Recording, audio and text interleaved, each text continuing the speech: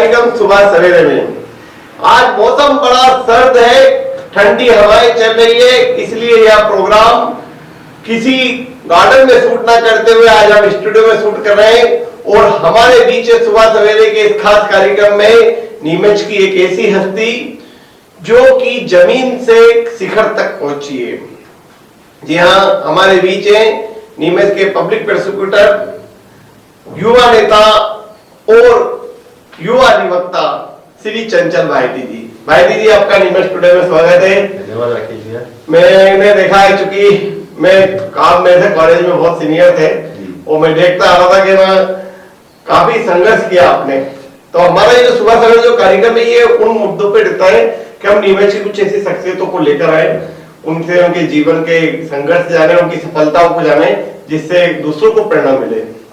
आप बेसिकली देखा गया, आपने राजनीति भी की, वकालत भी की, दोनों चीजें। शुरुआत कहाँ से हुई ये बताइए। मेरा सभी नीमच टुडे के सभी दर्शकों को पहले तो आज की इस सर्द मौसम में नमस्कार। और बहुत ही अच्छा आयोजन नीमच टुडे का है। निश्चित रूप से मेरा तो जो जीवन है ये नीमच की गलियों में से ही निकला है। बेसिकली मनासा के मूलतः निवासी हैं और पिताजी जो है बहुत ही पहले जो है यहाँ पे सन 1978 और 79 में नीमच आए थे। और उस समय जो यहाँ का जो परिदृश्य था बहुत ही, देखा जाए कि बहुत ही निचले स्तर से उन्होंने शुरुआत की थी। और जो सफ़र रहा वो हमारा जो है बेसिकली किराए के मकान से हमने शुरुआत करी थी। बेसिकली 200 रुपये महीना जो है किराया के मकान में 2 कमरों में हमने स्टार्ट किया था फादर ने। और देन वहाँ से क्योंकि बस ऑपरेटर के रूप में उनकी भूमिका रही और तब से लगा कि हमारा जो एजुकेशन है वो पूरा यहाँ रहा। तो जो कि मध्यम परिवार से मैं आता हूँ और यहाँ की जो चुनौतियाँ हैं उनको हमने कहीं ना कहीं मैंने बहुत नज़दीक से देखा है। चाहे व्यवसाय हो, चाहे सामाजिक क्षेत्र हो, चाहे राजनीतिक क्षेत्र हो, कहीं ना कहीं चुनौतियाँ जीवन में रही है। और निश्चित रूप से मेरे को मेरे जो गुरुजन हैं, परिवारजन हैं और मेरे जो इष्ट मित्र हैं उनका काफ़ी सहयोग मिला और उनके मार्गदर्शन में और उनके सहयोग से कहीं ना कहीं आगे बढ़ने का मैंने प्रयत्न किया है। तो आज के इस दैनिक जीवन में भी हम डेली सीख रहे हैं। और जहाँ मेरा एकेडमिक सफ़र है वो एकेडमिक सफ़र काफ़ी मेरा स्ट्रगल फुल भी रहा, क्योंकि संसाधन जो थे वो सीमित थे। सरस्वती शिशु मंदिर से मैंने शिक्षा प्राप्त करी, नीमच से। और बेसिकली चूँकि संघ पृष्ठभूमि से मैं रहा हूँ और बिलोंग किया है, तो जब शुरुआत में हमने सरस्वती स्कूल में मैंने दाखिला लिया था तो हमें टाट पट्टियों पर बैठना पड़ा। अच्छा। और सरस्वती शिशु मंदिर महिला आवास में चलता था। और महिला आवास में चलने के बाद में ऐसा परिदृश्य बना कि उस महिला आवास को तत्काल बाल संस्कृति को छोड़ना पड़ा। और देन हम टेंट में, स्वर्णकार धर्मशाला में टेंट में भी पढ़े, टाट पट्टी पे बैठकर पढ़ाई करी। और फिर देन उसके बाद में जो है वो नवीन भवन जब बना तब तक हम उस स्कूल से हम पास आउट हो गए। मतलब ये दौर भी देखा उस समय सरस्वती, ये तो सरकारी बिल्डिंग थी, सरकारी कांग्रेस की गवर्नमेंट आई तो इसलिए बिल्डिंग खाली करा ली। तो वो चैलेंजेस जीवन में रहे। जी जी। और छात्र राजनीति में शुरुआत कैसे हुई? छात्र राजनीति में जब क्योंकि बेसिकली स्कूलिंग जब थी तब वहाँ सीआर पद्धति थी। विद्यार्थियों में से जो मेधावी विद्यार्थी थे उनको कहीं ना कहीं स्कूल प्रबंधन जो है उनको क्लास का मॉनिटर या छात्र अध्यक्ष के रूप में उनको देखते थे। साथ ही एबीवीपी जो अखिल भारतीय विद्यार्थी परिषद जब चरण पे थी, ये कांग्रेसी गवर्नमेंट थी और एबीवीपी में हम लोग कार्यकर्ता के रूप में काम करते थे, तो कहीं ना कहीं सभी लोगों से मिलना जुलना रहता था। अभी जो हमारे वर्तमान प्रदेश अध्यक्ष जी है बीडी शर्मा जी, उस समय हमारे प्रदेश के जो है वो अध्यक्ष हुआ करते थे। और हमारी जो पूरी टीम, जो भी जिले की टीम है, इनके साथ में काम करने का मौका मिला। अच्छा। तो काफी सुंदर और अच्छा अनुभव है। तो छात्र राजनीति में कॉलेज में आपने जैसे पीजी कॉलेज में आपने बीए या बीकॉम कुछ क्या? बीकॉम किया है। तो उस दौरान सीआर वगैरह का चुनाव लड़ा क्या? नहीं, उस समय मैंने सीआर का चुनाव नहीं लड़ा क्योंकि मेरा बेसिकली मुझे इंटरेस्ट एनसीसी में था। अच्छा। तो क्योंकि नेशनल कैडेट कोर में मेरा यहाँ सिलेक्शन हुआ। अच्छा, नेशनल कैडेट। हाँ जी हाँ। और एनसीसी का कैडेट के भूमिका के रूप में मुझे अपॉर्चुनिटी मिली और उसमें मैंने काफी मेहनत करी और उस मेहनत के बाद सी सर्टिफिकेट प्राप्त किया। और सबसे बड़ी बात थी माननीय प्रधानमंत्री पूर्व प्रधानमंत्री माननीय अटल बिहारी वाजपेयी जी जब पीएम थे, तब उनकी पीएम रैली में मेरे को नेशनल जो हमारी आरसीसी होती है उस कैंप में मेरा सिलेक्शन हुआ। अच्छा। और नई दिल्ली की जो परेड हुई उस लाल किले की परेड में राजपथ पे मुझे जो है मार्च पास करने का भी मौका। अरे वाह, ये बात तो मतलब हमारे लिए नई चीज है कि आप मतलब उस राष्ट्रीय परेड में नेशनल कैडेट कोर के रूप में शामिल हुए। एक चीज ये कि जब एनसीसी था तो एनसीसी में रहने वाला बच्चा तो फौज में जाता है, पुलिस में जाता है, आपका ये वकालत की तरफ से डाइवर्ट कैसे हो गया? एक्चुअली इसके पीछे मेरे जो पिताजी हैं उनका एक मुझे जो है उनका मार्गदर्शन था। तो हमारे फादर का कहना था कि मेरा चूंकि एनसीसी में था तो मेरा सिलेक्शंस भी जो हमारे यहाँ कर्नल थे के नायर साहब और यहाँ अपना जहाँ ऑफिस के पास में ही हमारे ग्रुप सेंटर था, यहीं पे हम आते थे। उस समय बिल्कुल जहाँ बियाबान जंगल था। और देन उसके बाद में नायर साहब ने मुझे कहा था कि यार तुम्हारी हाइट और पर्सनालिटी अच्छी है, तुम एसएससी में जाओ, आर्मी ज्वाइन करो, आर्मी में तुम्हारा बहुत बेहतर भविष्य रहेगा, सेकंड लेफ्टिनेंट तक भी तुम जा पाओगे। पर देन जब चूंकि वैश्य परिवार से मैं हूँ और व्यवसाय हमारा मुख्य जो पेरेंटल बिजनेस है, तो फादर का ये कहना था कि तू परिवार का बड़ा है बेटा, तू बाहर मत जा और तू चूंकि यहाँ रहेगा, नीमच में रहेगा तो मेरे को भी सपोर्ट रहेगा। और एक तो उन्होंने फिर मुझे देन बोला कि नहीं यार तुझे एडवोकेट बनना है तो तू उस दिशा में जाओ, और कहीं ना कहीं उनका मार्गदर्शन भी था। तो फिर मैंने व्यवसाय वकालत का व्यवसाय जो है उसको चयन दिया। मैंने तो वो दौर भी देखा जब चंचल माहिती बसों में आवाज लगाते थे नीमच रामपुरा, वो संघर्ष भी आपने किया? बिल्कुल सही है राकेश भैया। मैं जब मेरी उम्र जब 14 वर्ष की थी तब से ही मैं व्यापार कर रहा हूँ। और मेरे फादर का चूंकि अब यहाँ आए थे तो आर्थिक स्थिति इतनी अच्छी नहीं थी। फादर जब नीमच में आए थे तब किराए के मकान से उन्होंने शुरुआत करी थी। तो बेसिकली जो एक परिवार की आवश्यकताएं होती है तो उनको पूरा करने के लिए, क्योंकि बड़ा परिवार में मैं था तो फादर मेरे को ले जाते थे। अब चूंकि वैश्य परिवार से आता हूँ तो उनका कहना था कि बेटा कम से कम व्यवसाय की जानकारी तेरे को होना चाहिए।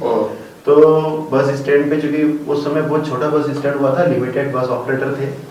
यहाँ मध्य प्रदेश राज्य परिवहन निगम की जो है वाहनें संचालित होती थी और मैं बेसिकली उनका बहुत बड़ा जो है एक ग्रुप था। तो वहाँ प्राइवेट ऑपरेटर्स गिनती के 5, 7, 8 प्राइवेट ऑपरेटर्स थे जो दूर दराज ग्रामीण अंचल में वो वाहनों की सुविधाएं जो है ग्रामीण क्षेत्र में जो है उपलब्ध कराते थे। तो बेसिकली फादर मुझे साथ में लाते थे कि जब भी जो वैकेंट टाइम रहता था तो मुझे सिखाते थे कि भाई बेटा बिजनेस ऐसे करना है। तो निश्चित रूप से बस स्टैंड पे मैंने यात्रियों के लिए आवाज भी लगा क्योंकि सुविधाएं नहीं थी, ना लाउड स्पीकर था, ना फोन की कोई ऐसी आज जैसे कि मोबाइल एंड्रॉइड फोन ऐसी कोई फैसिलिटी नहीं थी, न कोई। तो उस परिदृश्य में भी हमने प्रयास किया कि कहीं ना कहीं उसको करने की कोशिश करें, यात्रियों को अच्छी से अच्छी सुविधाएं। वकालत का कंप्लीट कर ली थी मैंने 2005 में मेरा जो है बेसिकली मेरा जो लॉ है वो कंप्लीट हो गया था। और देन LLM करने के लिए मैंने माधव कॉलेज में एडमिशन लिया। अच्छा, माधव कॉलेज का ये माधव कॉलेज में उज्जैन में। और उज्जैन में मैंने 2 साल जो है वहाँ LLM किया। अच्छा, तो LLM करने के बाद तो न्यायाधीश की जो सिविल जज की एग्जाम भी दे सकते हैं? बिल्कुल, मैंने 2 बार फेस किया उसको, सिविल जज का एग्जाम फेस किया। अच्छा, क्योंकि मैं जनरल कैटेगरी में आया तो कभी 7 नंबर से और कभी 12 नंबर से मैं रह गया। अच्छा, तो वो सिविल जज में मेरा जाने का मन भी था तो वो नहीं कर पाया मैं। देन फिर मैंने निराशा नहीं करी, बीच में मैंने बहुत सारे जो प्रोफेशनल कोर्स है उनका भी प्रयास किया। तो वहां पर भी जो है कहीं कहते हैं कि मेहनत पूरी करी पर भाग्य शायद साथ नहीं दिया। अच्छा, तो वो भी प्रयत्न किया। तो निश्चित रूप से जहाँ डेस्टिनी ले जाना चाहता है वहाँ ले जाता है, पर प्रयास मैंने पूरा किया कि अपन कोई अच्छा सा काम कर पाए। वकालत में प्रैक्टिस कौन थे गुरु, किनके साथ? मैंने स्टार्टिंग में जो हमारे नरेंद्र अग्रवाल साहब हैं उनके साथ मैंने सिविल का काम के लिए मैं उनके साथ 6 महीने के आसपास उनके साथ मैंने काम देखा। पर चूंकि मेरे को शुरू से ऐसा था कि यदि अगर इस क्षेत्र में अगर अपने को आगे बढ़ना है तो सेल्फ डिपेंड होना पड़ेगा। और सेल्फ डिपेंड होने के लिए जब तक अपन एक कार अपन चला रहे हैं और अपन ड्राइवर को देख रहे हैं, पर यदि अगर अपन जब तक खुद ड्राइवर नहीं बनेंगे तब तक अपन सफल जो है कार संचालक नहीं हो सकते। तो फिर देन मैंने और मेरे मित्र ने विचार किया कि नहीं यार अपने को सेपरेट टेबल लगाना चाहिए और इस क्षेत्र में फिर अपने को आगे बढ़ना चाहिए। तो फिर हमने लगभग कितना टाइम हुआ वकालत? और वकालत में मेरे को लगभग अभी 20 वर्ष हो गए हैं और बहुत ही सुखद मेरा अनुभव रहा। शुरू के लोग अभी उधर पब्लिक प्रोसिक्यूटर बनने आप बने, कैसे प्रयास हुए? अब भाजपा संगठन से आते हैं, आज सरकारी वकील हैं जी। तो ये उपलब्धि कैसे मिली? ये उपलब्धि में मैं पहले तो सबसे पहले मेरा जो भारतीय जनता पार्टी है मैं उसके लिए बहुत थैंकफुल हूँ कि उन्होंने मुझे जो है इस योग्य समझा। और मैंने देखा है कि पार्टी में जो कार्य करते हैं उस कार्य का कहीं ना कहीं आपको परिणाम मिलता है। मैं जब 10 वर्ष का था तब से मैं चूंकि संघ की शाखाओं में जाना, एबीवीपी से जुड़ना, और लिटरली जब हमारे सांसद महोदय, पूर्व दिवंगत सांसद महोदय जो पांडे जी थे तो उस समय में टेबल पर जो है पर्ची बनाने का काम करता था और मतदाताओं को घर घर पर्ची बांटने का काम करता था। उसके बाद में छात्र संगठन में काम किया। उसके बाद में जो विगत इन 25 वर्षों का जो ट्रैक रिकॉर्ड रहा है, यहाँ माननीय विधायक जी से लगा के जो अभी वर्तमान में जनप्रतिनिधि और हमारे जिला संगठन है, तो इन सबके साथ मुझे काम करने का मौका मिला है। और वकालत के क्षेत्र से करते करते कहीं ना कहीं पार्टी और जनप्रतिनिधियों की मंशा थी कि भाई आगे बढ़ाया जाए, तो उनका भी काफी सहयोग रहा। और यहाँ साथ साथ में आपका अभी तक का जो एकेडमिक करियर और आपकी जो क्वालिफिकेशन है वो भी कहीं ना कहीं आपको पब्लिक प्रोसिक्यूटर के लिए एक टाइम लिमिट भी देती है, आपकी वकालत का इतना टाइम पूरा कंप्लीट कर लेना, मिनिमम 10 वर्ष का उसका वकालत का आपका अनुभव होना चाहिए। आपको बकायदा उसके लिए क्रिमिनल केसेस, सिविल केसेस में आपकी कमांड होना चाहिए। प्रोसिक्यूशन को आप कैसे टैकल करेंगे, अभियोजन को कैसे चलाएंगे, उतना आपको अनुभव होना चाहिए।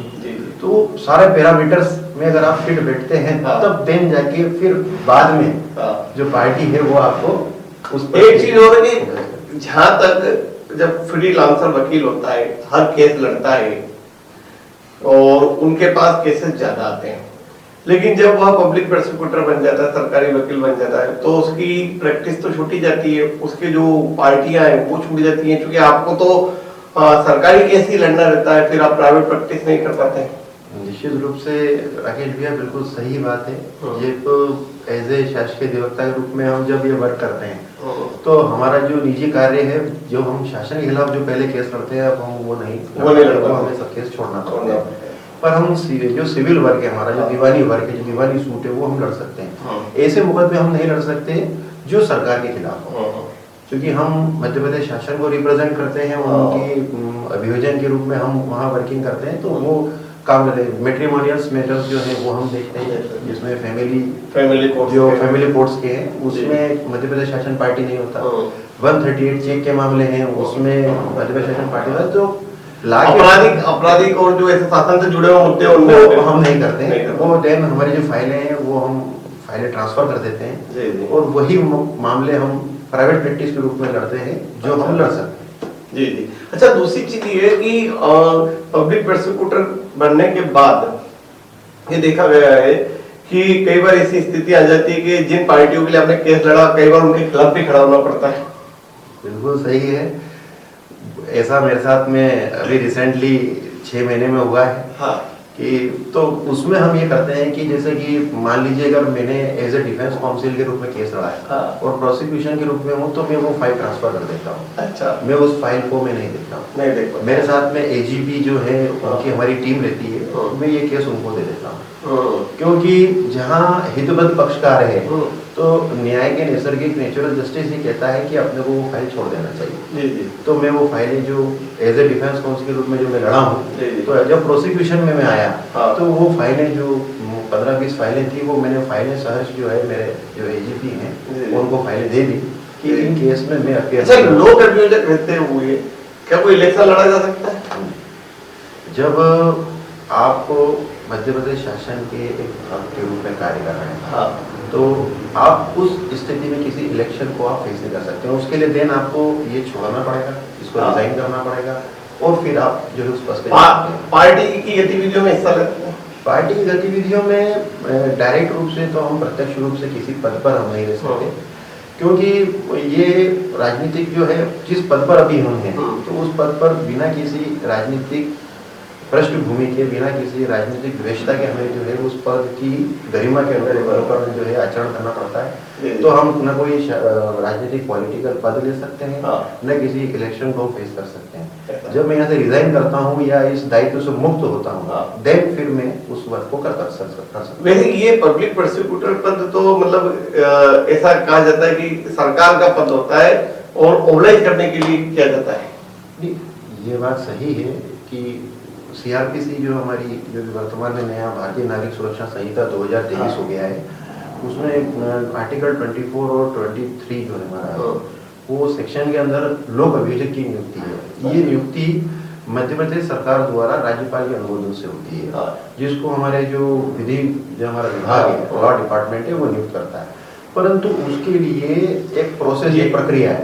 वो प्रक्रिया ये है कि हमारे यहाँ जो जिला एवं सत्र न्यायाधीश महोदय, एडीजे और अपर सत्र न्यायाधीश महोदय जो यहाँ से रिकमेंडेड नाम भेजते हैं, उनकी गोपनीय पत्रावली तैयार होती है। अच्छा। वो गोपनीय पत्रावली के आधार पे विधि विभाग को वो नाम जाते हैं।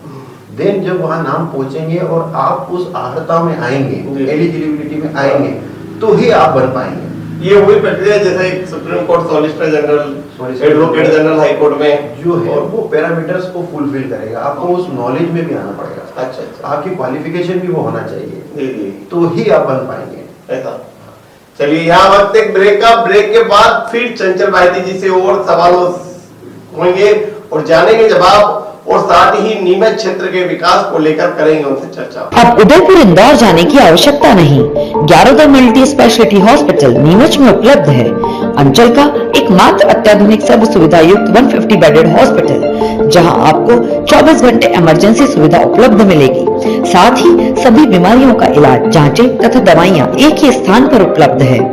20 स्पेशलिस्ट डॉक्टर की विशाल व अनुभवी टीम के साथ उपलब्ध सेवाएं, अस्थि रोग, शिशु रोग, महिला एवं प्रसूति रोग, लेजर सर्जरी, न्यूरो एवं स्पाइन सर्जरी, यूरोलॉजी, जनरल एवं लेप्रोस्कोपी सर्जरी, क्रिटिकल केयर एवं ट्रॉमा, मुख कैंसर रोग, जनरल मेडिसिन, फिजियोथेरेपी। इसके अतिरिक्त 15 बेडेड अत्याधुनिक मशीनों युक्त ICU, ultra modern 7 bedded dialysis unit, 10 bed नवजात शिशु and ICU, 4 modular operation theatre, अत्याधुनिक लैब एवं रेडियोलॉजी विभाग, सर्व सुविधा युक्त वार्ड एवं प्राइवेट रूम, 24 घंटे एम्बुलेंस सुविधा, आयुष्मान सुविधा उपलब्ध, उचित उपचार उचित समय।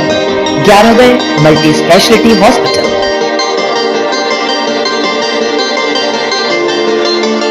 नमस्कार नीमच टुडे के खास कार्यक्रम सुबह सवेरे में आपका स्वागत है। हमारे बीच है नीमच के पब्लिक प्रोसिक्यूटर युवा अधिवक्ता चंचल जी भाईटी। नीमच चूंकि एनडीपीएस का क्षेत्र रहा है, नीमच अपराधों का गढ़ भी माना जाता है। एनडीपीएस के साथ अपराध भी बहुत पनपते हैं। वे कई केसेस हैंडल कर रहे हैं और कई केसों में उन्हें सफलता मिली है। हाल ही में नीमच के प्रसिद्ध समाजसेवी अशोक जी अरोड़ा पर हुए हमले को लेकर एक बड़ा केस नीमच कोर्ट में चल रहा है, उसकी पैरवी भी चंचल जी कर रहे हैं। ये सभी जो क्रिमिनल जो केसेस होते हैं, हमने देखा कि हमारा क्षेत्र अफीम का बेल्ट है, यहाँ पर एनडीपीएस के केसेस बहुत होते हैं और इसके साथ अपराध पनपते हैं। क्या स्थिति है इनकी? निश्चित रूप से हमारा ये जो मालवा का बेल्ट है, इसमें अफीम की तस्करी और डोडा चूड़ा और जो काला दाना है, इसकी तस्करी लार्ज स्केल पे होती है। जी। अभी आपने मीडिया में देखा होगा कि नारायणपुरा टोल टैक्स पे जिस बार मंगलवार पे अभी कल की बात है, जिस प्रकार से तस्करों ने सीबीएन की गाड़ी को जिस प्रकार से सामने से टक्कर मारी और स्पॉट पे गोलियां चली और भाग गए। तो यहाँ ये बेल्ट जो अपना है पर्टिकुलरली भूभाग है, 3 तरफ क्योंकि राजस्थान से घिरा है, तो यहाँ की जो तस्करी का जो बेल्ट है वो सबसे ज्यादा है। यहाँ सबसे ज्यादा पट्टे नीमच मंदसौर जिले में है। अफीम उत्पादक अपने यहाँ सबसे ज्यादा है। अपने यहाँ की जो मार्फिन की जो मात्रा है वो बहुत ज्यादा बैठती है। इसमें कहीं ना कहीं जो किसान है या इस प्रकार के माफिया लोग या तस्करों से जुड़े हुए जो लोग हैं, वो इस प्रकार के किसानों से या जो कल्टीवेट कर रहे हैं उनसे बची हुई अफीम यहाँ कम दामों में खरीदते हैं और राजस्थान और अन्य स्टेट में वो जो है बड़े पैमाने पे उसको बेचते हैं। तो ये बहुत पहले से चल रहा है। निश्चित रूप से काफी टीम्स इसमें काम कर रही है, चाहे सीबीएन हो, चाहे एनसीबी हो, चाहे हमारी पुलिस हो, नार्कोटिक सेल से लगा के हमारे तमाम जो थाने में हमारे जो पुलिस महकमा है पूरा लगा हुआ है, पर उसके बावजूद भी ऐसी घटनाएं हमें देखने को मिल रही है। जो कुख्यात तस्कर रहा है बाबू सिंधी, वो भी इन्हीं घटनाओं से जुड़ा हुआ था और उन्होंने एक बड़ी घटना को अंजाम दिया नीमच में। जो ये मामला अपने यहाँ पे जो चर्चित गोलीकांड का हुआ है, निश्चित रूप से नीमच शहर के लिए बहुत ही हादसे जो कांड हुआ है बहुत ही गलत हुआ है, निंदनीय घटना हुई है, क्योंकि अपना नीमच शांत फिजा है, यहाँ ऐसा कभी होता नहीं है। और जहाँ तक इस पूरे मामले का प्रश्न है तो ये बहुत ही संजीदगी वाला मामला है, पूरा डॉक्यूमेंट्री एविडेंस है, इसमें सर्कमस्टेंशियल एविडेंस है, इसमें जो बैलिस्टिक रिपोर्ट है वो अपने आप में प्रूव है। पुलिस ने बहुत ही गंभीरता से अनुसंधान किया है, मौके की जो जहाँ क्राइम ऑफ सीन है वो क्राइम ऑफ सीन पूरा हमने प्रेजेंट हम कोर्ट में कर रहे हैं। देन हमारा पूरा प्रयत्न है कि जो एविडेंस हमारे पास में कलेक्ट हुई है, जो कलेक्टिव एविडेंस है, उस आधार पे जो भी अपराधी इसमें संलिप्त हैं उनको कड़ी से कड़ी हम सजा दिलाने के लिए प्रयत्नशील हैं। जी, तो जितने आरोपी सभी इनमें कुछ है कबूला है इस तरह के अपराध का? इसमें वर्तमान स्टेज में जो आरोपी हैं, क्योंकि एक तो मौके पे जो बाबू शूटर था उसकी मृत्यु हो गई, देन जो दूसरे मुलजिम है उन्होंने कहीं न कहीं सरकारी गवाह बनने के लिए जो है उन्होंने न्यायालय से प्रार्थना की है। और देन इस एस्पेक्ट पे कि न्यायालय उनके एविडेंस को कितना लेता है, कितना उसको ऑब्जर्व करता है, ये न्यायालय के ऊपर है।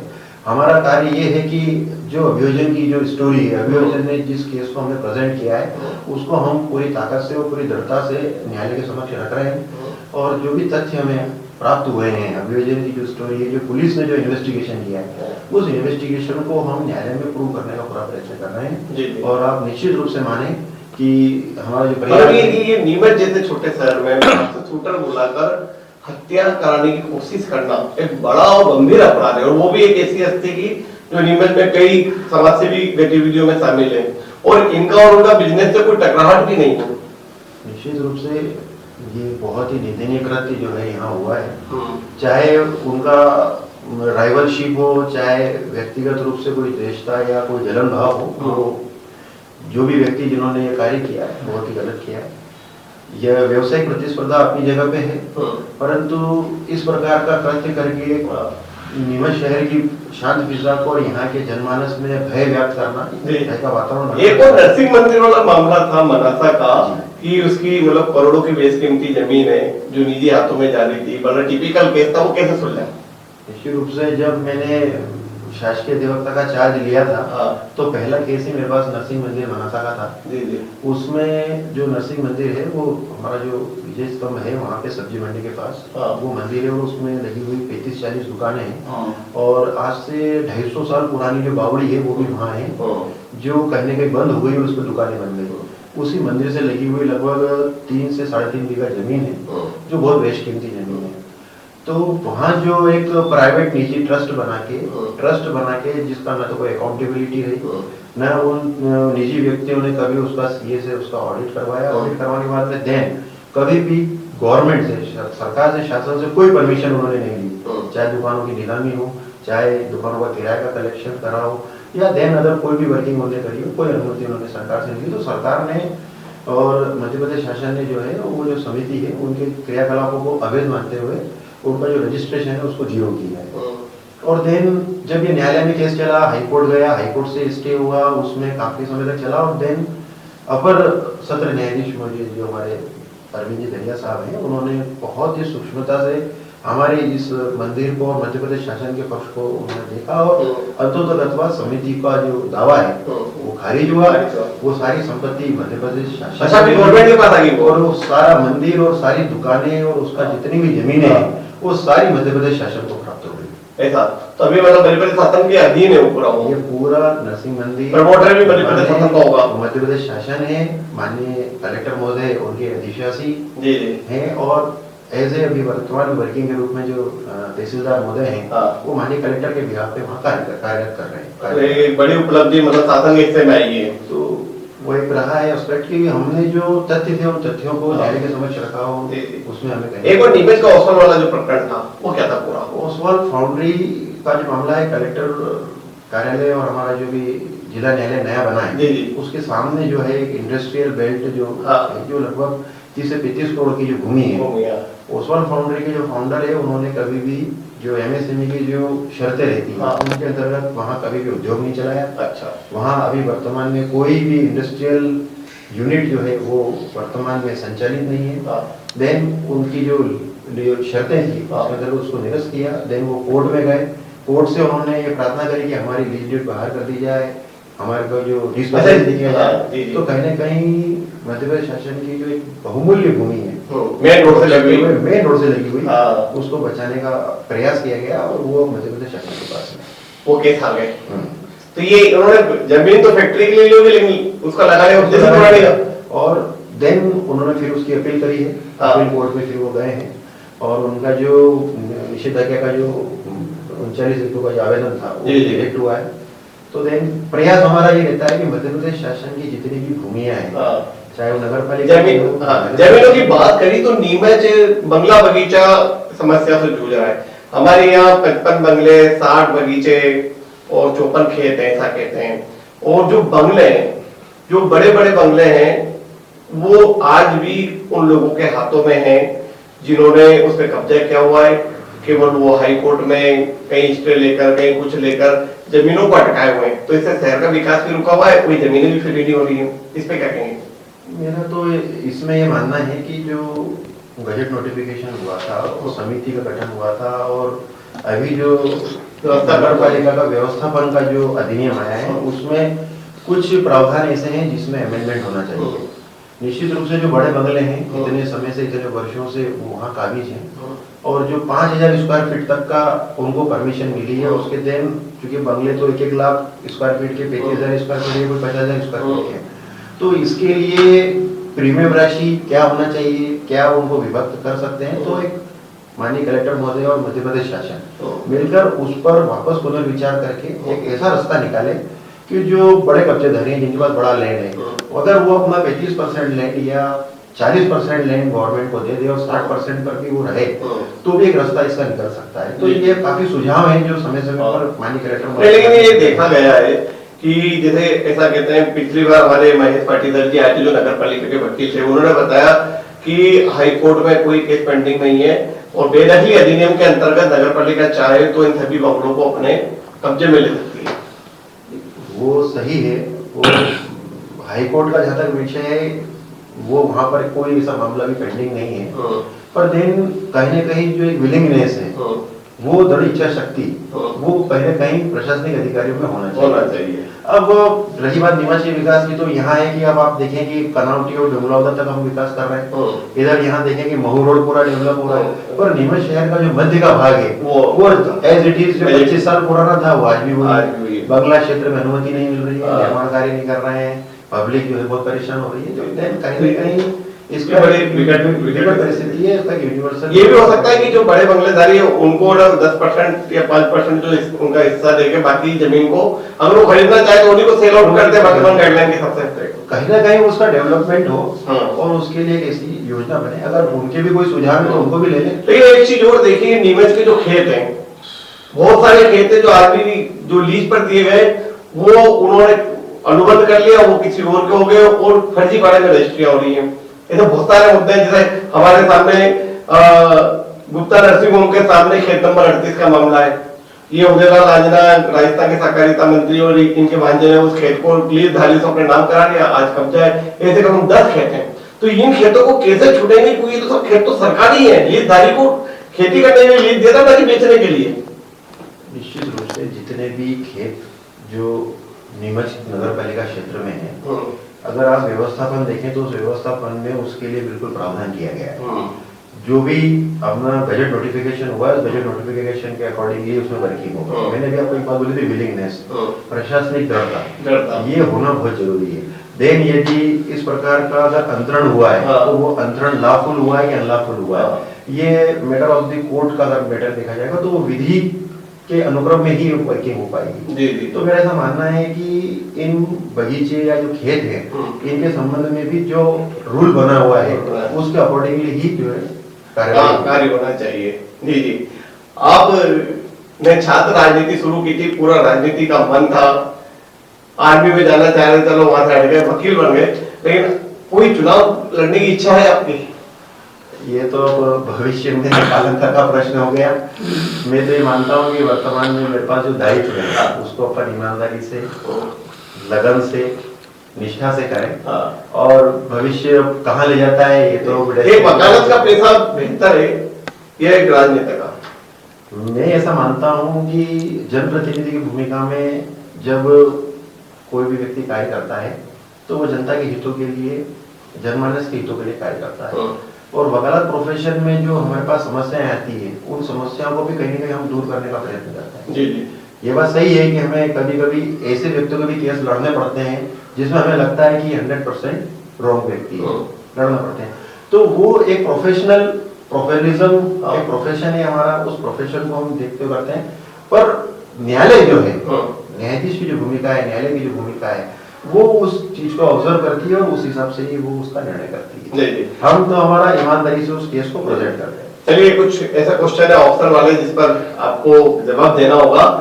नीमच में हमने 3 विधायकों का कार्यकाल देखा है, चूंकि आपने नंदकिशोर पटेल का देखा, दिलीप सिंह जी का देखा, और ये 2 कार्यकाल थे। और इनके अलावा एक अगर बात की जाए तो इससे पहले कुमार सिंह शिवाजी का था। इन तीनों में सबसे बेहतरीन कार्यकाल किसका मानते हैं आप? मेरा तो ऐसा मानना है कि जो कार्यकाल रहे हैं, निश्चित रूप से जो सरकार रहती है और सरकार प्रदेश में जो रहती है और प्रदेश सरकार के साथ में यहाँ के जनप्रतिनिधि या विधायक की भूमिका में रहते हैं, तो वही जनता के लिए बेहतर है। दूसरा, माननीय शिवाजी के कार्यकाल में मैंने उनके साथ बहुत अच्छा कार्य किया, काम करने का मौका भी मिला। उन्होंने अपनी एनर्जी, जिस उम्र में उन्होंने चुनाव लड़ा और जो उनकी एनर्जी थी, वो सबसे सीनियर विधायक थे उस विधानसभा में। और माननीय शिवराज सिंह जी चौहान साहब हमारे माननीय मुख्यमंत्री जी थे और वो बहुत ही आदर और सम्मान से जो है उनसे जो है मिलते थे। और उस क्षेत्र में चाहे हमारा ये जो बांध का क्षेत्र हो, चाहे चमलेश्वरी, मतलब कितनी योजनाएं प्रयत्न किया और बहुत ही जनमानस के रूप में, बहुत ही सरल और ग्राउंड लेवल के रूप में उन्होंने वर्किंग करी, क्योंकि मैंने बहुत नजदीक से उनके साथ में मैंने उनको कार्यशैली देखी। देन हमारे माननीय विधायक जी परिहार साहब, दिलीप भैया, बहुत ही जुझारू और मैं ये कहूँ कि कहीं ना कहीं नीमच क्षेत्र के विकास के लिए हमेशा प्रयत्नशील रहे और आज भी हैं। तो अभी वर्तमान में माननीय मोहन जी यादव से उनका बहुत ही अच्छी ट्यूनिंग है। नीमच क्षेत्र के लिए कई सौगातें जो है अभी हमने को देखने को मिल रही है, चाहे अपना मेडिकल कॉलेज हो, चाहे अपना ये बेमुलादा से भाटिया तक, ये बहुत बड़ी उपलब्धि है नीमच। मतलब नीमच शहर कहीं ना कहीं जो डेवलपमेंट की ओर है, तो डेवलपमेंट से और आगे की ओर बढ़ रहा है। तो मेरा ऐसा मानना है कि क्योंकि पटेल साहब को बहुत कम कार्यकाल, बहुत कम समय मिला, कम समय में जो चुनौतियां थी दिग्विजय सिंह जी का, क्योंकि माननीय मुख्यमंत्री जी उस समय वो रहे, उस समय की परिस्थितियां और हमने बहुत फेस किया है, उस समय बहुत चैलेंजेस फेस किए। क्योंकि मैं तो परिवहन व्यवसाय से जुड़ा, पेरेंटल बिजनेस है, तो सड़कें सही नहीं थी, तो काफी हमने सड़कों के लिए बहुत लिखा। बस स्टैंड हमारे पास अच्छा नहीं था। एक चीज हो रही है, क्योंकि आप बस के व्यवसाय से जुड़े हैं, रोडवेज जो चलती थी, एक सरकारी बसें जो चलती थी, बंद हो गई, क्या उसे फिर स्टार्ट होना चाहिए? यहाँ तक मध्य प्रदेश सरकार ने भी निर्णय लिया है कि वो पुनः इसको यात्रियों की सुविधा के लिए शुरू कर रहे हैं। तो मेरा ऐसा मानना है कि जो परिवहन व्यवसाय है, ये परिवहन व्यवसाय यात्रियों के लिए काफी आवश्यक है, क्योंकि दूर दराज जो ग्रामीण सेक्टर है, उन सेक्टर को जोड़ने का अगर कोई कार्य करती है तो बसें करती है। क्योंकि आज भी जो जनमानस है, जो अमीर जनसंख्या है, वो साधन संपन्न नहीं है। तो दूर दराज क्षेत्र में, ग्रामीण क्षेत्र में कहीं न कहीं जो बसें हैं वो आवश्यक है। और ये जो भी नई व्यवस्था आ रही है, ये प्राइम रूट्स, मतलब इसमें रूट डिवाइडेड होगा, प्राइम रूट्स, रूरल रूट्स और सेमी रूरल रूट्स। तो इस रूट्स के डिवाइडेशन अगर हम करेंगे तो मेरे वर्तमान जो निजी ऑपरेटर्स हैं उनको भी समस्या नहीं होगी, और सरकार जो योजनाएं लाना चाह रही है, जो इम्प्लीमेंट करना चाह रही है, वो योजनाएं भी अच्छी तरह से कर पाएंगे। तो जो सुझाव मांगे गए हैं, वो सुझाव हमने भेजे हैं यहाँ से संगठन के माध्यम से, कि इस नए एक्सपेक्ट को, नई योजना को इस तरह से चलाया जाए। सांसद महोदय की बात करें, हमारे नीमच मंदसौर संसदीय क्षेत्र में मीनाक्षी नटराजन, डॉक्टर लक्ष्मी नारायण पांडे और सुधीर गुप्ता, तीनों में से किसका बेहतरीन कार्यकाल रहा? क्योंकि मैंने तो हमारे पांडे जी के साथ से भी मेरे को काम करने का मौका मिला था। उस समय में 4-5 साल हमने काम किया, बहुत देखने को मिला। क्योंकि हमारे यहाँ पे जो यहाँ उनका आगमन और जो रहा है दिल्ली में भी उन्होंने काफी प्रयत्न किए हैं। देन उसके बाद में मीनाक्षी जी का कार्यकाल 5 साल ही रहा, तो नीमच क्षेत्र को इतनी जो उपलब्धियां मिलना चाहिए वो नहीं मिल रही। देन उसके बाद में जब सुधीर गुप्ता साहब जब आए, तो उसके बाद जो डेवलपमेंट देखने को मिला वो इन विगत 10-15 साल का जो डेवलपमेंट है वो एकदम देखने वाला ब्रॉड मानसिकता है। केंद्र में मोदी जी का आना और हमारे सांसद जी का उनके साथ में तत्परता और कहें कि समय के हिसाब से अकॉर्डिंगली उन्होंने अपने आप को वहां फिट किया। क्योंकि साहब जब अपन केंद्र की बात करते हैं तो वहां जब लोकसभा में जाते हैं तो पूरा देश के लोग वहां रिप्रेजेंट करते हैं, और वहां नीमच को रिप्रेजेंट करना, चाहे अफीम का सेक्टर हो, चाहे रेलवे का सेक्टर हो, चाहे हमारे सीबीएसई स्कूल्स का हो, चाहे मेडिकल कॉलेज का हो, तो ये जो नया परिदृश्य, एक नया जो हम देख रहे हैं, कहीं कि न्यू नीमच या न्यू नीमच डिस्ट्रिक्ट देख रहे हैं, तो कहीं ना कहीं हमारे वर्तमान सांसद जी की इसमें अच्छी भूमिका है, केंद्रीय भूमिका है, और जनता को ये चीज समझ भी आ रही है। तो इस बार जनता ने जो है लगभग 5 लाख से अधिक वोटों से माननीय सांसद जी को जिताया है। तो जो रिजल्ट है वो आपके सामने है। हमारी नीमच शहर की बात करें तो नीमच शहर चूंकि अंग्रेजों की बसाहट वाला शहर है, एक समय कहते थे कि नीमच में चौड़ी चौड़ी सड़कें थी, बड़े बड़े मार्ग थे, बड़ा सुंदर था, लेकिन अब बड़ा स्थिति वैसी नहीं रही है। और नीमच में हमने 3 नगर पालिका अध्यक्षों का कार्यकाल, बल्कि 4 का देखे, रघुनाथ सिंह चूड़िया 10 साल रहे, नीता दुआ 5 साल रही, पप्पू भाई ने और स्वाति चोपड़ा जी हैं। क्या लग रहा है कि इन समस्त लोगों के कार्यकाल में नीमच का विकास हो पाया, नीमच शहर कुछ बदला है? बिल्कुल बदला है। मेरा ऐसा मानना है कि डेवलपमेंट तो हुआ है, और नगर पालिका परिषद में जो भी जनप्रतिनिधि अध्यक्ष की भूमिका में आए हैं, क्योंकि इस बार तो पार्षदों से चयन होकर आया है, तो हमारी श्रीमती स्वाति गौरव चोपड़ा जी अध्यक्ष बने हैं। निश्चित रूप से वो बहुत डेडिकेट होकर कार्य कर रहे हैं। हम देख रहे हैं डेवलपमेंट तो हो ही रहा है, सड़कों का निर्माण कार्य भी हो रहा है, चाहे हमारे अजालू सागर बांध का मामला हो या अन्य कोई भी विषय हो, तो कहीं ना कहीं डेवलपमेंट तो हो रहा है। पर जो आरोप प्रत्यारोप लगते हैं, जो अपन देख रहे हैं, तो ठीक है, विपक्ष अपना काम कर रहा है, पर यदि अगर हम नेगेटिविटी में से पॉजिटिविटी ढूंढेंगे तो पॉजिटिव वर्क भी हो रहा है। निश्चित रूप से जो हरीश जी दुआ जी का जो कार्यकाल रहा है, हरीश दुआ जी कार्यकाल, तो मैं उस कार्यकाल की भी, चूंकि हमारा बेसिकली बस स्टैंड पे जो है सीसी रोड नहीं था, और चूंकि हरीश भैया जो है कहीं ना कहीं उनके जो फादर और हमारे जो मेरे जो दादाजी हैं, वो कहीं ना कहीं साथ में उनने वर्किंग करी, क्योंकि उनकी अन्नपूर्णा बस चलती थी और अपनी भारतीय बस चलती थी, तो कहीं ना कहीं तो उन्होंने बस व्यवसायों की बस समस्या को समझा। हमने एक छोटी सी डिमांड करते हैं कि हमारा सीसी रोड हो जाए, तो उनके कार्यकाल में बस स्टैंड का सीसी रोड बना। निश्चित रूप से उन्होंने भी बहुत वर्किंग नीमच शहर के लिए करी है, और मेरा तो ऐसा मानना है जो भी जनप्रतिनिधि बने, चाहे पार्षद बने, चाहे पंच बने, सरपंच बने, विधायक बने, सांसद बने, उस क्षेत्र की तरक्की के लिए कार्य करना चाहिए। उन्होंने अपना जो उनको 5 साल का टेन्योर मिला उनको पूरा किया, आरोप प्रत्यारोप तो वहां पर भी लगे। देन पप्पू भैया जब अध्यक्ष बने तो जो बस स्टैंड है उसका डोम का काम हुआ, तो एक बड़ा डेवलपमेंट है, सड़कें चौड़ी बनी, जहां जहां अपने जो माननीय प्रधानमंत्री जी की और माननीय मुख्यमंत्री जी की जो योजनाएं थी उनको लागू करने का प्रयत्न किया, और उसी का परिणाम ये रहा कि जो वर्तमान में जो परिषद है उसमें अधिकांश पार्षद जीत कर आए, और नगर पालिका अध्यक्ष जो है वो भारतीय जनता पार्टी की है। तो मेरा ऐसा मानना है कि जो चेंज जुड़ी हुई है, अगर ये चेंज जुड़ी हुई है तो पॉजिटिविटी से डेवलपमेंट होगा। और मेरा ऐसा मानना है कि जनप्रतिनिधि अपना पूरा 100% प्रयत्न करता है, और फिर बाकी जो है वो भी उसी तरह से साथ देना चाहिए। आपका नेता कौन है? विधायक दिलीप सिंह परियार या पवन पाटीदार? हमारा तो कमल का फूल हमारा नेता है, और भारतीय जनता पार्टी चूंकि हमारी बेसिकली जहां से हम जिस पृष्ठभूमि से हम कार्य करते आए हैं तो वही हमारे नेता हैं, और सभी नेता हमारे हैं। कोई इसमें नहीं है कि मेरा पर्टिकुलर ये नेता है वो नेता है, सभी हमारे जो नेतृत्व है वो हमारा नेतृत्व है, और प्रदेश संगठन और केंद्रीय संगठन जिसको भी चयन कर देता, राकेश भैया को भी चयन करके उन्हें भेज देके नहीं आया, राकेश भैया को वो दायित्व देना है। तो आप जो सीट पे बैठा है, सीट हमारी जो है वो आदरणीय है, उस पे कोई भी व्यक्ति बदल सकते हैं, सीट तो है वो सीट रहेगी। भविष्य का लक्ष्य क्या है? राजनीति में सक्रिय होना या वकालती करना? अभी तो वर्तमान और भविष्य का भी सोचा है कि अच्छे से सत्ता में कर लें, और यदि अगर कोई संभावना है भविष्य में कोई अपॉर्चुनिटी आती है तो डेस्टिनी पे छोड़ा है, और वर्तमान में जो हम कार्य कर रहे हैं, अपना लक्ष्य ये है कि इस कार्य को अच्छे से करें। एक वकील के रूप में कौन सी पार्टी श्रेष्ठ है, भाजपा या कांग्रेस? मैं जहाँ तक मानता हूँ कि चूंकि मैं तो जिस तरह परिदृश्य से आया हूँ, तो मेरे दृष्टिकोण से भारतीय जनता पार्टी सर्वश्रेष्ठ है।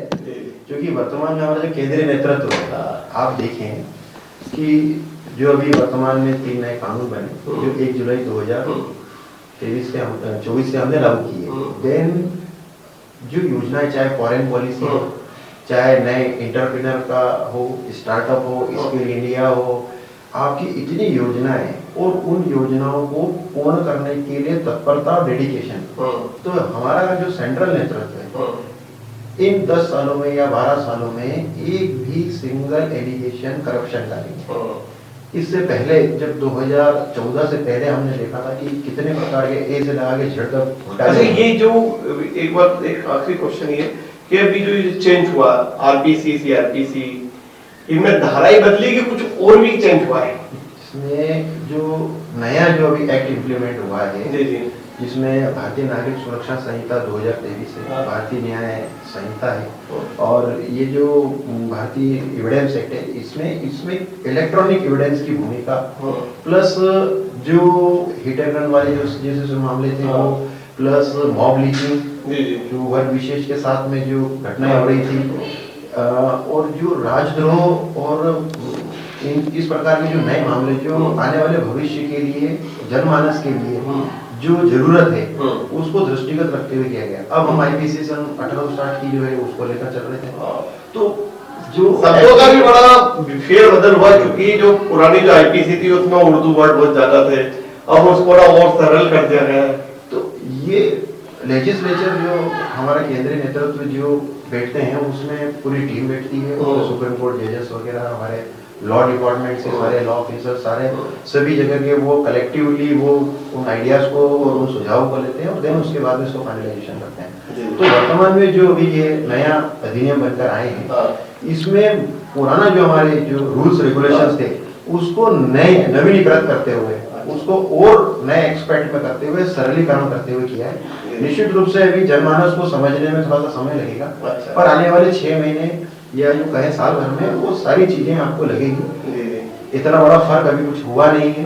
जनमानस जो पहले था आज भी नहीं, जैसे जो हमने जो आप बता रहे हैं 18वीं सदी का जो कानून है उसमें उर्दू शब्दों की बहुत बड़ी मात्रा में थे जो आज भी यूज हो रहे हैं, और जो बोलने में बड़े कठिन होते थे, तो उसको पूरा बदल दिया गया है। तो उस समय हिंदी नहीं थी क्या? उस समय हिंदी थी, परंतु आप देखें कि हमारा भारत देश जिस परिदृश्य में आजाद हुआ 1857 की क्रांति से लगा के जो हमारे यहाँ ब्रिटिश रहे, उससे पहले मुगल रहे, और मुगलों ने जो कानून बनाए, उर्दू बनाया, उसको इम्प्लीमेंटेशन अंग्रेजों ने किया। अब वो वर्ड, अब चूंकि भारत को डिवाइडेड रूल जो ब्रिटिशर्स का रहा है, हम जहाँ हमारा इतिहास देखें तो उन्होंने ये शुरू से ये जो एक वर्ग संघर्ष हम देखते हैं, सांप्रदायिक तनाव देखते हैं, तो वो शुरू से उन्होंने डालने का प्रयत्न किया हर जगह। तो उन्होंने ये इसलिए डाला कि ये अगर आपस में लड़ते रहेंगे तो हम राज करते रहेंगे, क्योंकि ब्रिटिशर्स तो मोटी बात है, ब्रिटिशर्स कोई बहुआयात में थे, इंग्लैंड से और वहां से आयातित लोग थे, और उन्होंने यहाँ आने के बाद में हमारे बीच में जो बंटवारा का बीजारोपण किया, जो हमारी समसामयिक समस्याएं हमारे देश की, जैसे पाकिस्तान हुआ, बांग्लादेश हुआ, आज हम जो चैलेंजेस फेस कर रहे हैं करंट अफेयर्स में, तो उन्होंने ये प्रयत्न किया कि ये अगर लड़ते रहेंगे आपस में तो हमारा राज चलता रहेगा, और ये कानूनों में दिखा, और ये उन्होंने इम्प्लीमेंट वहाँ के कानून में कर लिया। सामंत प्रथा थी तो सामंत प्रथा में उन्होंने अफसरशाही और सामंत प्रथा को वैसे मैनेज किया। यहाँ पे जो मुगल शासन काल से जो पद्धतियां चल रही थी उनको हिंदू बाहुल्य इलाके में उन्होंने उसको किया, मुस्लिमों को हिंदुओं से लड़ाया, हिंदुओं को मुस्लिम से लड़ाया, जाति वर्ग संघर्ष पैदा किया।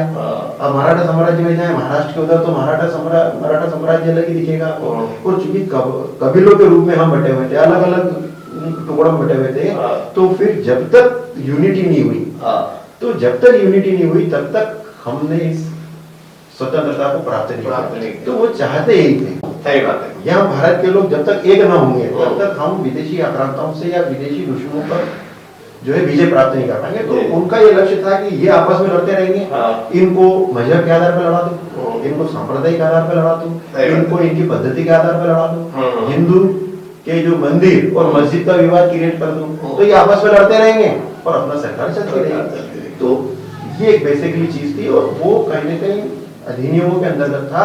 और जब भारत देश आजाद हुआ और जब हमारा संविधान बना, डॉक्टर बाबा साहब भीमराव अम्बेडकर साहब ने और उनकी पूरी टीम ने जो मेहनत करी, वो मेहनत के परिणाम स्वरूप हमारा संविधान बना। और संविधान बनने के बाद में जो एक्ट उनसे निकले, उन एक्ट के आधार पे समय समय पे समय काल परिस्थिति के अनुसार उसमें अमेंडमेंट होते रहे। तो ये जो एक्ट जो भी नए आए हैं, नए स्वरूप में आए हैं, इसको नया स्वरूप कह सकते हैं अपन, उसमें वर्तमान और भविष्य में होने वाली चुनौतियों को लिया गया है, ताकि अपना जो भारत देश है वो उस आधार पे आगे बढ़े। तो उसमें मीडिया की भूमिका भी है, इलेक्ट्रॉनिक एविडेंस की भूमिका भी है, आपके जो साइबर क्राइम हो रहे हैं वो भी उसमें ही है। अभी जो हम वीडियो कॉन्फ्रेंसिंग से जो चीजें इलेक्ट्रॉनिक एविडेंस ले रहे हैं वो सरलीकरण उसमें आए हैं। पहले एडमिसिबल नहीं था, अब एडमिसिबल हो गया। तो ये सब चीजें जो है ये डेवलपमेंट के कारण आई है। तो निश्चित रूप से इसमें केंद्रीय नेतृत्व का काफी योगदान है और अपन सब मिलकर उस कार्य को कर रहे हैं। चलिए बहुत बहुत धन्यवाद। तो आप थे श्री चंचल बाहेती, नीमच के पब्लिक प्रोसिक्यूटर, युवा अधिवक्ता, जो कि हमारे खास कार्यक्रम सुबह सवेरे में रूबरू हुए। आपने हर बात का बेबाकी से जवाब दिया और तमाम मुद्दों पर हमसे चर्चा की है। अगली बार फिर मुलाकात होगी किसी अन्य हस्ती से और देखते रहें नीमच टुडे।